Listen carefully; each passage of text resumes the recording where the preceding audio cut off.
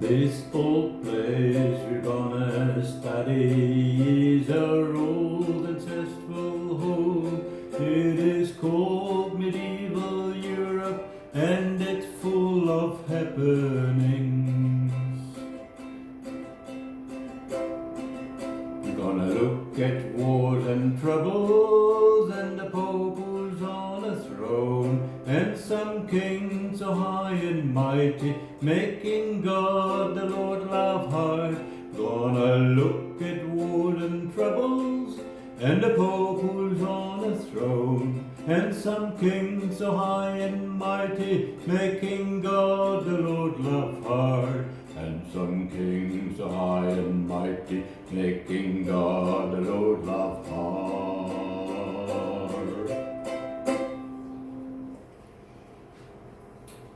So this whole place is medieval Europe, and we know by now how it started to take shape after the fall of the Roman Empire. And we have a timeline here, which I will actually show you more clearly right now. Here it is. And this timeline, we're going to go as far as this here. You're going to make a timeline in your book, starting with the fall of the Roman Empire. I've told you already, 476 is kind of not really the exact date, like bang, that's when it fell. It was over a period of time that it eroded and slowly disappeared. But we get then the Frankish Empire, two dynasties there, which I'll mention to you later. Clovis in this year becomes king of the Franks. He is also called the father of modern day France because he united most of the Frankish tribes. Then we get a big battle several hundred years later, in which his grandson Frank the Hammer, Frank Martel, great grandson Frank Martel, defeats the Muslims, an important time. We deal a lot with that later on. And then we get someone you've heard about probably, Charlemagne, Charles the Great. He becomes king of France in the year 800. And he's got a pesky problem to deal with, namely the Vikings from the Scandinavian lands begin to invade Northern Europe. More about that, much more about that later, because this is an influence about how Charlemagne does his work, sets up his kingdom. Then we get the Crusades starting, wars between the Holy Roman Empire, as it was called at the time, and the Muslims over the Holy Land, so called, especially the city of Jerusalem. And this has consequences for the way people in Europe get to look at the world. And then we get, in 1215, King John of England reluctantly signs a Magna Carta. You may have heard about that in year 7. It basically says no one is above the law, not even the king. Marco Polo goes to China, comes back with silk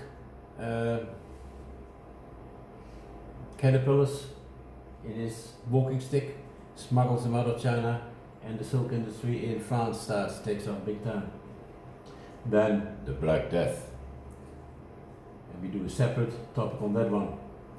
And towards the end of our study, a big moment in history, especially for the Reformation, with Martin Luther and John Calvin and the like, when Johannes Gutenberg invents the printing press.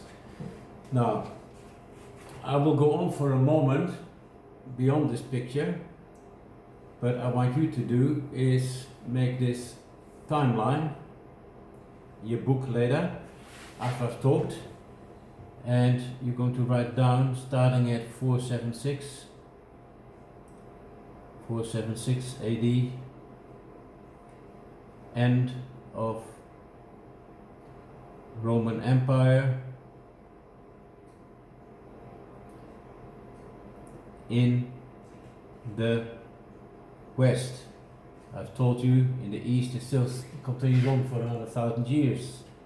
And then we get here Clovis.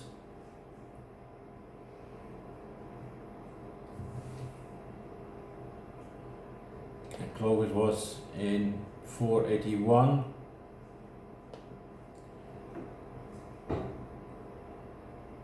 AD. The spaces in between make it, say, 50 years for every centimeter, for instance. 732. I'll just guess a bit here. 732 AD, a very important battle. We talk about the Battle of Tours. All of these points we will deal with in detail, so you continue to finish the timeline until 1444, printing press.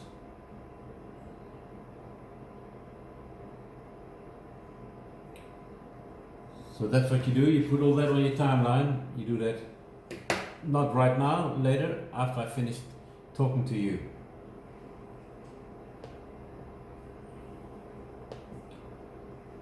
Back to the pictures.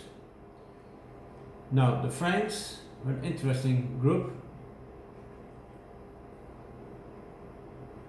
So, to be clear, go back to this one later so you can do your timeline. Now we move on, and let's talk about this for a moment. The Franks. They began as a number of Germanic tribes that migrated from northern Europe into Gaul, which is nowadays France. Those who read Asterix and Obelix know exactly where that is. The name of this country today comes from the Franks. The Franks had two main dynasties, that is like family trees. During the Middle Ages, the Merovingian dynasty, Clovis, and the Carolingian dynasty, which started with Charles the Hammer Martel. Now, again, more about those later. Let's go back for a moment. Here we see pretty much nowadays France. The borders have shifted a bit. You are going to get a handout from your teacher, and on that handout you're going to draw it. This is Mr. Zalman's art class in your book on a full page. And what the things I want you to put in there at least is the city of Tours for the battle and the city of Paris. The other things I want you to put in is the Salian Franks, because that's where the Franks started, from that tribal area. The Salian Franks and the Alemanni, with which they have a big battle. With regard to the surrounding areas, you can indicate a little bit of what is now England here, a little bit of what is now Italy here, and a little bit of Spain. So not the whole lot.